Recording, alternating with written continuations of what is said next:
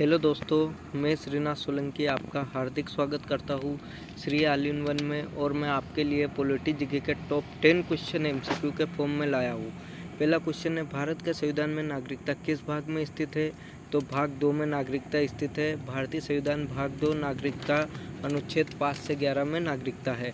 भाग 1 में जो है भारत का संघ के बारे में दिया गया है। भाग 3 में मौलिक अधिकार के बारे में दिया गया है। प्रथम केंद्रीय विधानसभा कब गठित की गई थी? तो प्रथम केंद्रीय विधानसभा जो है 1921 में अंग्रेजों के शासनकाल में गठित की गई थी।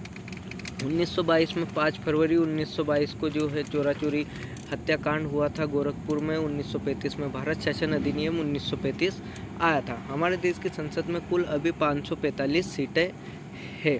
भारत की विधानसभा किसके कहने पर बनाई गई थी? तो जो कैबिनेट मिशन था उसके कहने पर भारत की विधानसभा बनाई गई थी।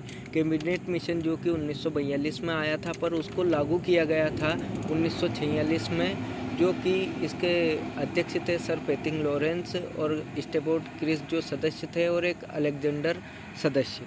ये 3 सदस्य थे। चौथा क्वेश्चन, भारतीय संघवाद निकट है? तो कनाडा के निकट है। संघ की भावना जो भारत में ली गई है धारणा, वो कनाडा से ली गई है। भारत में 28 राज्यों और 8 केंद्र शासित प्रदेश है। विधि के शासन की संकल्पना कहाँ से ली गई है? तो विधि के शासन की संकल्पना है जो वह ब्रिटेन से ली गई है। भारत में न्यायिक समीक्षा की धारणा कहाँ से ली गई है? तो भारत में न्यायिक समीक्षा की धारणा जो कि अमेरिका से ली गई है। और भारत में जो सर्वोच्च न्यायालय है वो 124 से तो 142 तक भारत में सर्वोच्च न्यायालय के अनुच्छेद है। राष्ट्रपति की समाधान की शक्ति कौन सा अनुच्छेद में है? तो राष्ट्रपति की जो समाधान की शक्ति है वह अनुच्छेद नंबर 72 में है। कुछ राष्ट्रपति के कुछ अनुच्छेद है, जैसे कि उसका अनुच्छेद 52 में पद दिया गया है। अनुच्छेद 53 में कार्यपालिका का प्रधान बनाया गया है। निर्वाचन से संबंधित जो भी बातें वो 54 में है। उसका कार्यकाल कितने वर्षों का होगा वो 56 में दिया गया। अनुच्छेद 56 में दोबारा नियुक्ति किस प्रकार होगी वो अनुच्छेद 57 में दिया गया है। और उसकी योग्यता के राष्ट्रपति बनने के लिए क्या क्या योग्यता होनी चाहिए वो 58 में दिया गया है। उसकी शपथ जो है अनुच्छेद नंबर 60 में दिए गए हैं, जो कि सर्वोच्च न्यायालय का न्यायाधीश उसको शपथ दिलवाता है। महाअभियोग जो है अनुच्छेद 61 में, उसको ऊपर महाअभियोग चलाया जा सकता है। और आकस्मिक परिस्थितियाँ जैसे उसकी मृत्यु हो जाती है तो उसके स्थान पर उपराष्ट्रपति को कैसे बिठाया जाता है। और समाधान की शक्ति जो कि मेन है वह अनुच्छेद 72 में है। और लोकसभा को भंग वह अनुच्छेद 85 के अनुसार कर सकता है। प्रारंभ में संविधान में कितने मौलिक अधिकार थे?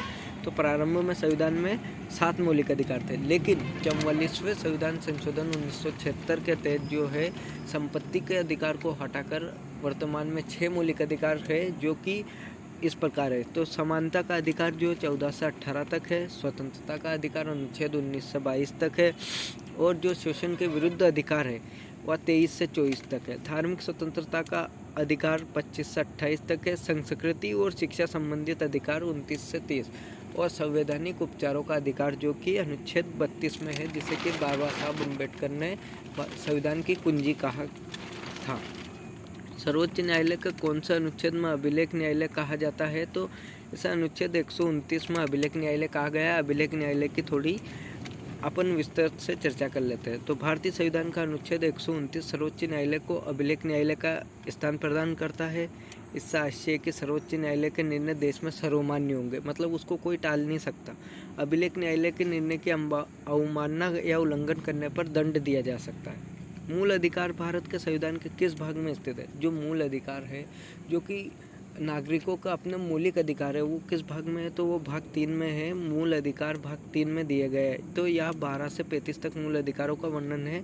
और डॉक्टर बाबा साहब अम्बेडकर ने अनुच्छेद 32 को संविधान की आत्मा कहा।